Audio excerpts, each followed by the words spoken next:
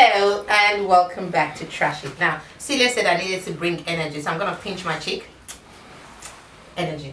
Wow, that is bad. Terrible. Okay, we've got the usual cast or crew of Trash It, which is my beautiful self.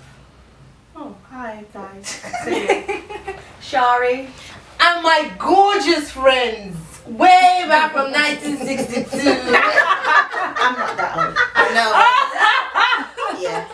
Moji, I miss you. Oh, we all miss you. Yeah. Welcome back. Welcome back. The most controversial lady on Trash It. Yeah. She ended that. And Chinelo, my lovely. Hello. Do you know, Chinelo has a fan base. Yes, she does. So, we don't want you to change who you are. Bring your We love authenticity you. to your honest opinion. Yeah, And sure, trust me, sure. this one is another honest woman. So, you're in for a ride. So, but honestly, we're going to be talking about really, I would say really sad.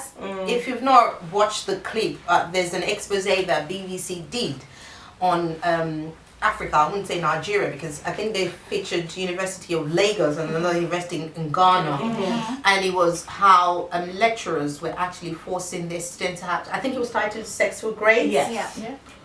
And to, like, a lot of people talked about it, people were upset, there were an argument for and against it. So we had to bring it in-house and just trash it. It's an embarrassment that in 2019, people still need to sleep. Whatever, I'm not even saying about 2019. At no point was it ever right for anybody to have to either give themselves up for lecturers or teachers or someone that is meant to be in position to teach you, to have the skills, to enable you to, you know, be the best of who you are. But it was really sad. I'm sure everyone of you have seen it. Yes. Do you know what flashed into my mind? Because at the end of the day, the lecturers are the ones that are training the professionals of the future. You know, the next generation. And for example, something like medicine, for example, which you really need to know what you're doing. Now, imagine if someone has gone through medical school under this sort of sexual grade situation, and you end up in the theatre with this same lecturer or with the lecturer's child, and then what? And they wouldn't know what to do. Just so it's a shame. I really. agree with Celia in that. I think it's very dangerous because, as you say rightfully, if it is when it comes to dealing with people's lives, you know, it is very tricky that, you know, you're just getting there based on what your body could do than what your brain could do. And the thing is, which is even sadder, is that instead of these tutor, lecturer, professional or whatever it is, professors, instead of them trying to encourage, you know, girls and boys, because don't get me wrong, it's not just girls that some of these professional prey on, you know, depending if they're gay or whatever they like. It's like, you know, what kind of role model is that as well? Telling, you know, because one of these days, one of these same victim, because they are sex victim, could become abusers themselves and think that because this is the trend, this is what's going on, it's fine that when they get to that position too, they could use their power and their, you know, resources to inflict you know, these sexual things. And I just think it's like a pedophilia ring if you look at it, because I'm sure it's not just one lecturer in this whole institute is doing this. I think this is sort of like, let's see how many girls we could get, let's see who, you know, and it's like eye candy. I see this one, I want her, let's see who could get this girl, what can this girl do, or even to belittle the girl to see what extent, because remember, it's not just about roping in girls that want to sleep with these. But I think it's a system that they have in place in, I don't say in Africa, in third world countries, because I'm sure it happens in Asia and stuff. Because I showed some of my doctor colleagues yesterday while I was on training, and they said it happens there as well. My thing is, if it's a system, it's not just it's the sex thing, but then you also whereby you get where people are paying lecturers for grades anyway. So it's a system in place. So if you're going to stop one thing, you have to clean up the whole system. You can say, oh, you're going to clean up, okay, lecturers shouldn't have sex with people for grades, but what about people who are rich, who are paying lecturers to pass them? It's all a system that they have. It's not, because if you can't stop lecturers from doing one thing if someone else is now gonna like pay them and say, oh, pay to pass. No, but you see what Do you get what I mean? It has to Sorry. be clean. The system has to be cleaned all through. It has to be clean, but hold on. Let me go to this you. is very ridiculous because back in the day when I was in the uni in Nigeria, it used to be lecturers used to prey on students who didn't know anything. Yeah, who don't exactly. read. Vulnerable. Yeah. No, not vulnerable. People who don't want to read or they don't have that IQ. They have very low IQ. They're not able to internalize what they've read. So they're not able to Let produce me it ask back. a question. Yeah? Do you think that they can't read or they chose not to? No. Some We're talking people about have a very low IQ. Oh. So no matter how much they read, if we know that some students go into the school because their parents want them to be educated, especially in Africa. We all want our children to be educated. That's why most students are pushed into going to the uni. Parents don't actually try to find out what talents or what gifts that these their children have. They just want them. Oh, I want my daughter to be a lawyer, and I want my son to be a doctor. So they get pushed into this system, and when they get there, they begin to struggle. And the only way to make it, because remember, there's pressure from your parents to say, oh, you have to, you're there, you have to do well, you have to come out as a doctor. So what do? When you go in there, you have to bribe your way through in order to come out with that grade that your parents want you to. I mean, back in the day when I was there, that was what was going on. But not for people like, let's say me. I'm not trying to say anything, but I read my book, I put my head down and I read and I came out with good grades. And I never had that experience for 1 minute. So you're saying there's two categories of people. But now, but you know what, Chinelo, you're very correct. But I think as the days are evolving, so are things evolving as well. So now it's not about you being intelligent anymore. Yeah, that's what I'm saying. So for lecturers, sometimes it could be that, oh, you think you're intelligent and you want to pass my course. You are going to stay in Yeah, but those days you could ask for paper to be remarked. You could ask for paper to be remarked. Now, lecturer could just fail you. Can I just Yeah, you take your Well, if you get missing, your papers get missing. Yeah, exactly. I had my first degree in Nigeria as well, and trust me, we all read in school, but not everyone cares about what you read. If they really want to get you, we've had instances where during my final year in uni, and my supervisor was trying to act funny. Given that my guardian then was the registrar of the school, I had to bring it to the attention of the registrar, and they had a conversation with the man. Now, there are people in my school that didn't have the connection that I had, and they read. And you find out that, well, if you don't go through this person, you ain't passing. And then we've had instances where some girls have reported, asked for their grades to be remarked, and they're not even failing in their department. See? The lecturers kind of colleagues, cronies in other departments. So you will be like, oh, yeah, actually, I'm not failing in my department. You're failing in a department where you're not supposed to be. But the problem is not even actually from that department. It's from that lecturer. Exactly. It's a sad thing that the expected, because most people will be like, well, it's no big deal. People are doing it and people are still doing it. I know people that have come to school 3 weeks to exam. They've not read. They know that, well, I'm going to sit them with a lecturer and I'm going to pass. It goes back to the system whereby if people, you have girls who feel they can speak with lecturers to pass. They can't be bothered to read. So if you have a system whereby people feel they can speak with somebody to pass, it then becomes a routine whereby even people who do want to read to pass, the lecturer is thinking, okay, we've gone through this cohorts of girls, these ones that want to, that actually want us to speak with them to pass. Oh, those ones we finished. Let's now start targeting the new ones. But then that's when it becomes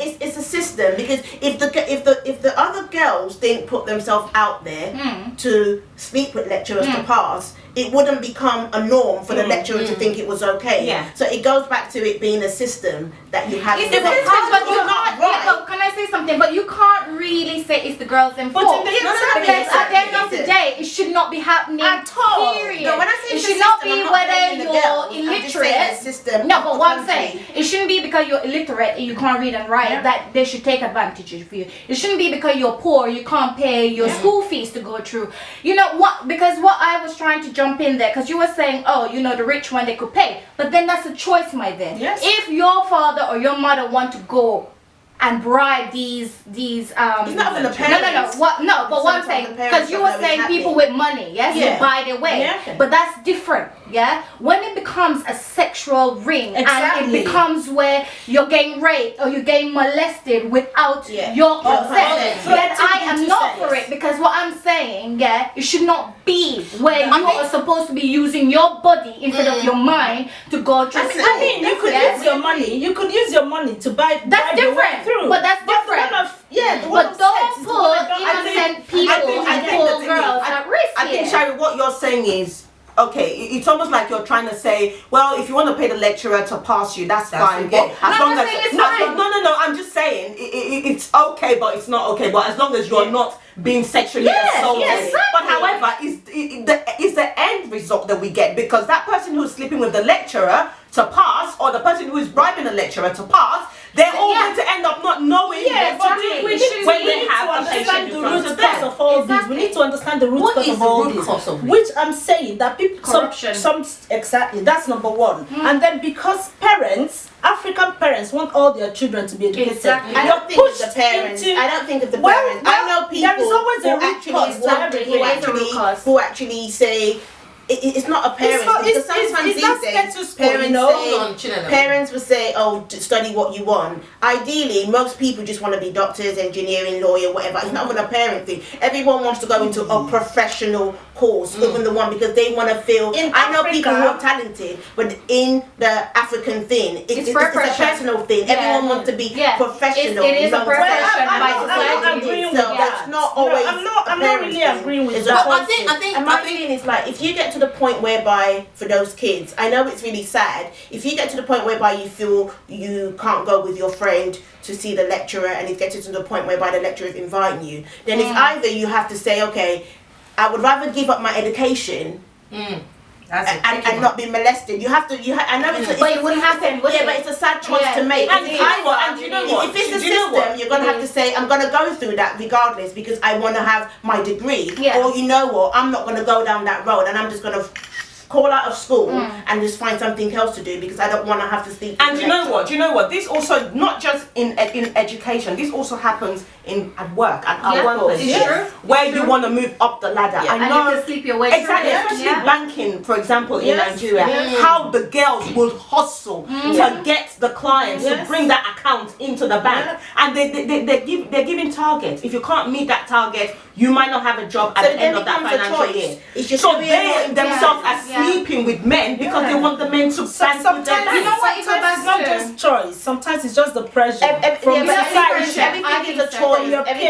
It's still a choice. It's a choice to say, I want my career, but actually I'm not going to lower myself to sleep with somebody to progress. I would rather be selling. I would rather be selling tomatoes honestly than be a banker and have to step to so many people. It's a choice. But then it's and that's how you end up sleeping with your fiancés.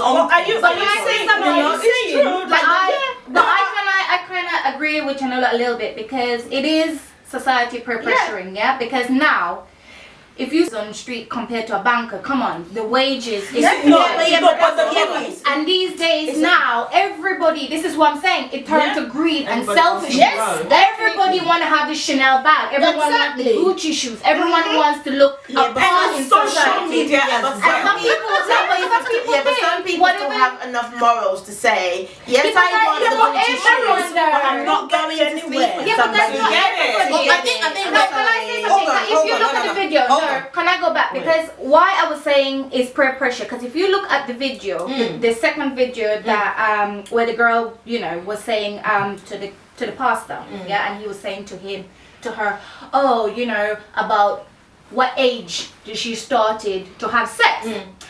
And even though she was like, oh, this is uncomfortable, because why are you asking me about this? This has nothing to do with what I am here about.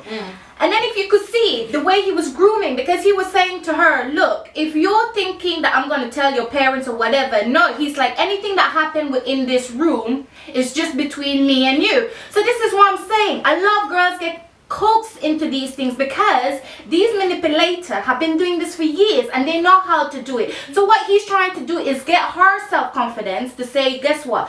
Whatever we do here, no one is ever going to find out. So if you sleep with me and get good grades, nothing is going to happen. Because some girls are naive. We keep using the word peer pressure, and I find it difficult when you're using it and you're talking about an adult. When in my head, when I use the word peer pressure, I'm thinking about teenagers, primary school, little. If you're a grown adult and you're still feeling peer pressure in terms of that you have guys whereby my friends are driving flashy cars, or my friends are having Gucci bags, so I must do that and I must have that as well. It's very sad for an adult to still be under peer pressure. But that is how people pray. But that's how people pray. Can I come into this? On the vulnerable. The emphasis is not just about the ladies in university. I've heard instances where boys have had to buy cars for their lecturers, have to change tires for their lecturers, have to put fuel in their car. The system is broken. Corruption. And we're putting out half-baked graduates. Because when you slip through school, they say when you go to school, the school should go through you. If you have not learned anything, you come out. Even if you're in a profession where you're meant to thrive, you wouldn't try because the basics are missing. The foundation. And because what's happened now is that these lecturers, I don't see what consequences is going to come out of it. No. We understand the man in question, the pastor in question, attempted to kill himself. As far as we know, he's at Reddington Hospital. He ain't dead yet. But trust me, nothing is going to happen. No, it's the system. So where do we go from here? You see, for me, I mean, at the end of the day, I think the power of students is very, a student body has power. I will continue to say that, and I will continue to say one of the ways we can tackle this, now that it's been established that this is a very strong, it's a very strong issue in universities, in all universities. I mean, this is historic. It's been happening for years. But so I think what needs to happen is all university, they have student union. They need to have a body, okay? I know you guys are saying it might not work. They need to have a body. They need to have a committee within that body that will crack down on things like this, so that people can go, students who suffer issues like this can go and report it to the body, and the body needs to take it to the school authority and for something to be done about it. Let me say this. I don't know how well I did as well, but how else is this going to work? I went to university in Nigeria, and we've had instances where members of the student union have actually failed trying to tackle issues like this. We have a problem. The student union, as powerful as they are, I'm afraid they are not able to deal with this. It's not down to the student union. There should be criminal charges that you're able to file. What is the student union going to do? But then they don't basically, this is the thing, but then it's hard to prove. Everything has to do with money. But then it's hard to prove. Everything has to do with money. Exactly. There should be criminal charges. Even if they're going to scapegoat who is going to enforce the law? And trust me, I can guarantee you, a lot of these people that are being forced to have sex are not very wealthy people's kids. Exactly. They're probably the so how are you going to enforce they're probably the average people's because trust me, the lecturer isn't going to go to a very rich one. Of course not. And try that shit because he knows. Exactly, he will be dead. It's a shame, but on it, we're going to put the link for the BBC panorama expose into the link, and we would like to hear from victims or people that have actually gone through this, and our hearts go out to you. If you're going through this, you can reach out to us. We might not know any student union, but trust me, we've got mapped. We will blast this on social media. So be safe, take a friend with you, say no where possible, record it. And to lecturers out there, you are parents. You're custodian of children that come to you to learn. You are there for a purpose. You either add to them, you impact it onto them in a positive direction. Don't take away from their confidence. Don't maim them. Don't make them useless citizens of the society, because at the end of the day, whatever they learn from you, they're going to play it out on your children. That's why comma is a BITCH. So until next week, we're out. Bye.